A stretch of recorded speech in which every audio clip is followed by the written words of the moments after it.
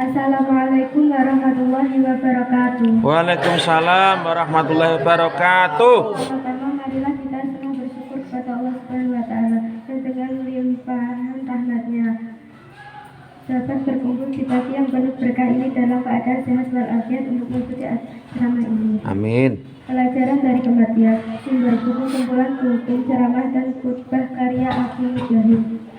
Yang paling banyak mengingat kematian dan yang paling baik dalam mempersiapkan diri untuk alam berikutnya itulah mereka.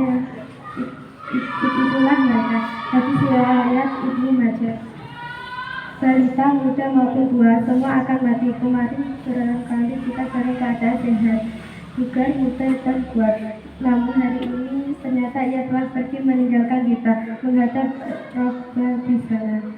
Padahal kemarin barangkali kita melihat seorang tua yang rentan dalam keadaan payah dan susah, yang mungkin umurnya tidak lama lagi dari hitungan kita, ternyata masih mampu berjalan di muka bumi dengan nafasnya yang terus berhembus. Begitulah mau, tak satu pun kita tahu kapan ia datang menjemput, entah esok atau lusa, entahlah. Namun kematian saudara kita sudah cukup sebagai peringatan ternyata dari kelalaian kita bahwa kita pun akan sama dengan akan kembali kepada Allah Rabbul Izzati. Dunia akan kita tinggalkan di belakang, akhirat akan kita temui di depan. Ia akan datang pada waktu yang ditentukan. Allah berfirman, tiap-tiap umat mempunyai balas waktu, maka apabila telah datang waktunya, mereka tidak dapat mengundurkannya barang sesaat pun dan tidak dapat pula memajukan. Quran Surah Al-A'raf ayat 24. Ajal dan kematian adalah hal yang akan senantiasa meliputi manusia seluruhnya. Nabi pernah membuat gambar persegi 4 lalu menggambar garis panjang di tengah persegi 4 tadi dan keluar melewati batas persegi itu.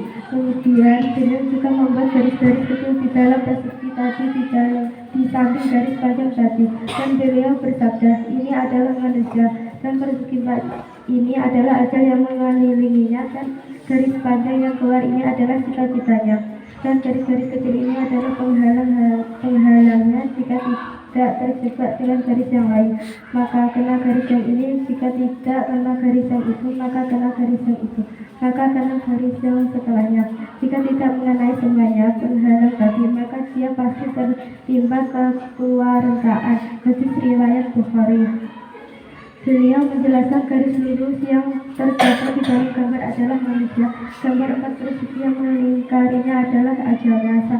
Saat garis lurus yang melingkarinya adalah ajalnya. Saat garis lurus yang keluar melewati gambar merupakan harapan dan angan-angannya. Sementara garis-garis kecil yang ada di sekitar garis lurus dalam gambar adalah musibah yang selalu menghadang manusia dalam kehidupan di dunia.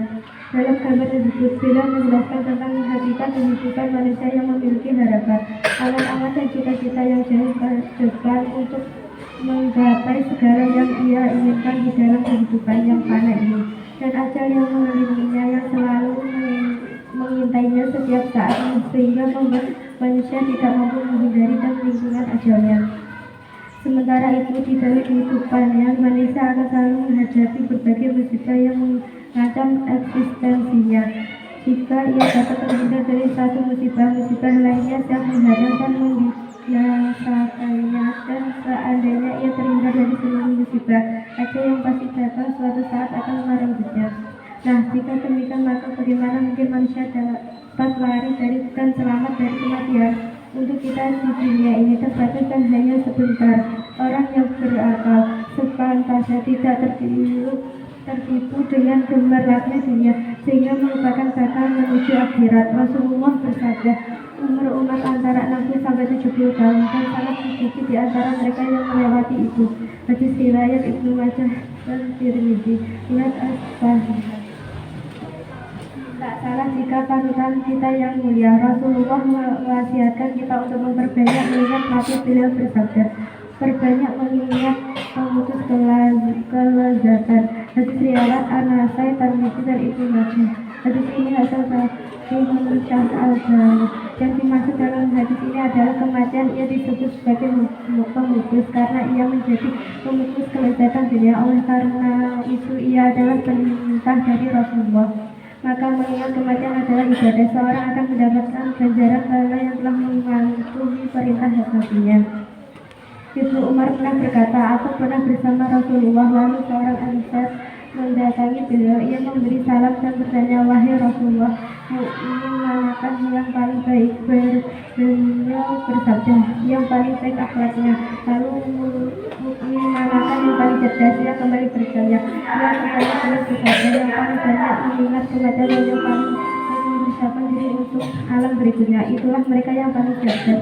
Hadis riwayat Ibnu Majah. Hadis ini hasan Syekh Al-Albani. Rasulullah bersabda, berbanyak mengingat pemutus kelezatan, yaitu kematian, karena sesungguhnya tidaklah seseorang mengingatnya ketika dalam keadaan kesempitan hidup, melainkan dia akan melapangkannya, dan tidaklah seseorang mengingat kita dalam keadaan lapang, melainkan dari akan menyempitkan.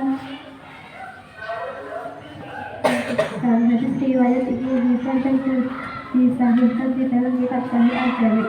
Mengingat kematian akan menjadi seorang semakin mempersiapkan diri untuk berjumpa dengan Allah. Barang siapa yang tahu bahwa ia akan menjadi mayit kelak, ia pasti akan berjumpa dengan Allah. Jika tahu bahwa ia akan berjumpa kepada Allah kelak, padahal ia akan ditanya tentang amalnya di dunia, maka ia pasti akan mempersiapkan jawaban di hadapannya. Mengingat kematian akan membuat seseorang memperbaiki hidupnya. Nabi bersabda, berbanyak mengingat pemutus kelezatan, yaitu kematian. Kadang jika seseorang mengingat saat kehidupannya sempit, maka ia akan merasa lapang, maka tidak tertiup dengan dunia. Hadis riwayat Ibnu Hibban dan Al-Baraqi. Hadis ini hasan menurut Syekh Al-Albani.